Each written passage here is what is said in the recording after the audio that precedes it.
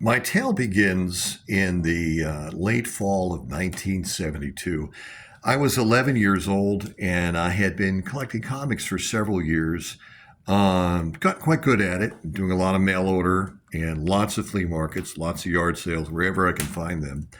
Um, Unfortunately, my parents also learned of my passion and knew, therefore, my Achilles heel, which were my comics.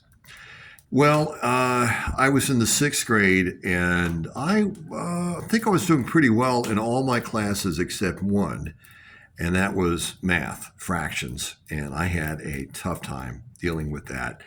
Um, my dad had given me a warning and said, "You need to get your grades up, focus, get your head out of the comics, and start paying attention." Which was what he thought anyway. Oh, first Bernie Wrightson, by the way. And this is a run, by the way, of the House of Mystery, starting with issue 174, the first of the mystery format. All right. Anyway, I had received a warning notice from my math teacher, Mr. Stillman, who at the time I felt was very unmerciful.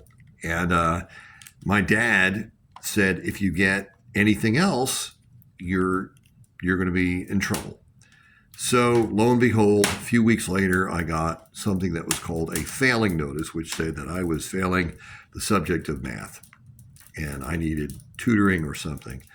So my dad came upstairs to my room and said, pack your comics away in these boxes, and gave me these boxes.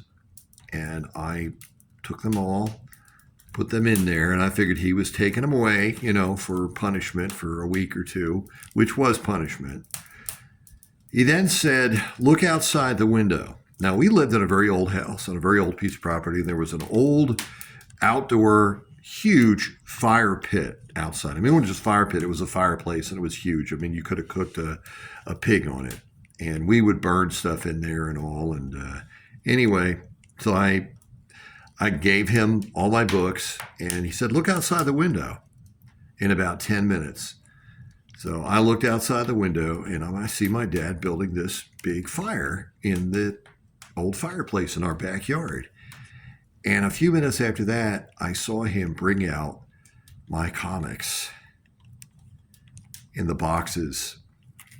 And one by one, he placed every single box on a raging fire.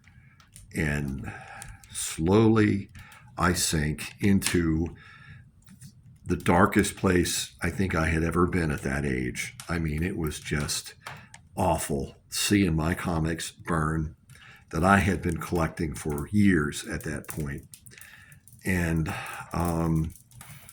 anyway, about a month or so later, and my grades had gotten better. Nothing to do with the comic collection, but I had just been devastated. Unbeknownst to my mom and dad, though, I started collecting again and picked up books again and picked up some of the books from some of my friends that I'd had and slowly started amassing my collection over a period of time.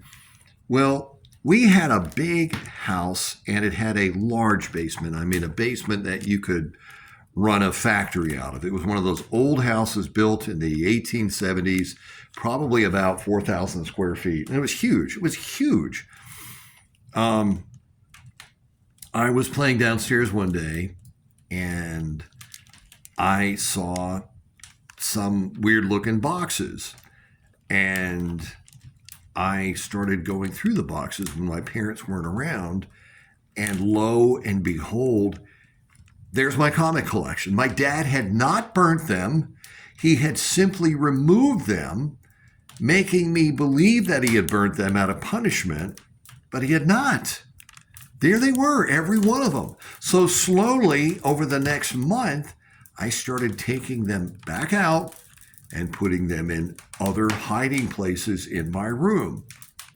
Well, about a month after that, my dad and I were downstairs, and we had a dog. His name was Little Joe, and yes, my sister named him after Michael Landon's character on Bonanza. We were playing fetch, and we were throwing the ball, and the ball landed on top of these boxes that I'd been taking from.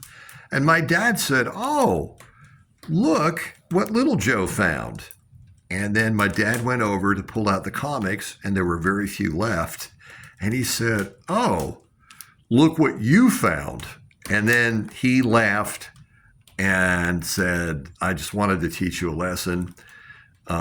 And I know your grades are better now, so all is good." And I never forgot it. And my dad, years later, bemoaned the whole thought of him actually doing that. But I never would have done that to my children.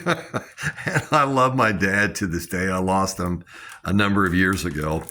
But it was certainly an event that I had never forgotten. And honest to God, I wish I could. Hey, this is Alan Garrett of After Comics. Thanks for listening.